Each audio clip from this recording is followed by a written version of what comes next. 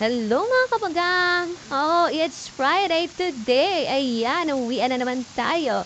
And it's a happy day kasi Friday. So it means bukas ay ating rest day. Oh, ayan, 'di ba? Aura muna ang peg bago umuwi, oh, 'di ba? Ang hangin sa labas, pero akala niyo lang mahangin. Iba yung hangin niyan, may kasamang basa, mainit. Kahit sobrang hangin, yung init naman sobra din. May apoy, may baga. Oh my God. Kita niyo naman ang aking peg dyan. Akala mo fresh-fresh, pero wag ka. Ang init.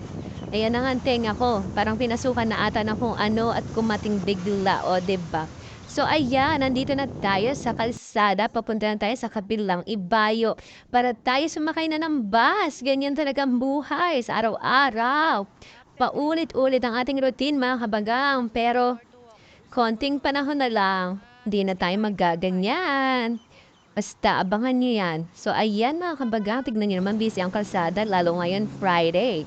Dahil uwian ng mga tao sa kanya-kanyang mga tahanan. Yung iba kasi sa city ang trabaho, pero sa bandang province yung kanilang mga bahay kasi mas mura yung mga upahan doon kaysa dito sa city, o, di ba? So, ayan, punta na tayo sa bus. Ayan, ikot-ikot na ako at muntik pa ako masagasaan ni kuya. So, ayan, nakababa na tayo ng bus, mga kabaga. Nakikita ko ng aking building. Akin talaga. So, ayan, ang aking nadadaan ay ang kanilang dasalan. So, maglalakad tayo pa uwi. Siyempre, doon ako sa kabilang bus nasakay pag pa uwi. Kaya tumatawid na ako dito sa bandang likuran para mas mabilis ang biyahe. So, ayan, mga kabagang, nakita ko na ang entrada ng aming tinutuluyan. So, ayan nga pala. Ang tawag nga po pala sa mga tirahan dito ay flat. At ayan nga ang kadabing building namin ay ang aking paboritong hotel. Ang ganda kasi niyang hotel na yan, di ba? Parang Italy style yung kanyang picture, di ba? So ayan, pasok na tayo mga kabagang. Salamat makakatikim na ng malamig kasi sobrang init sa labas. So ayan, tingnan niyo mga tao, uwian na rin, di ba?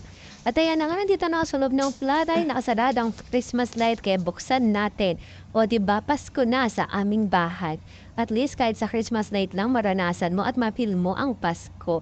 Ala, nasira na ata. Ay hindi, bukas na pala. Tanga lang. At ayan na nga, dito na tayo sa ating room. Na-miss ko yung room ko, grabe. Alam niyo ba, hindi ako masyadong gala. O, tignan niyo, meron pa akong bantay. O, madalang tigre yan. Ewan ko lang kung may magtangkapang pumasok. O, diba?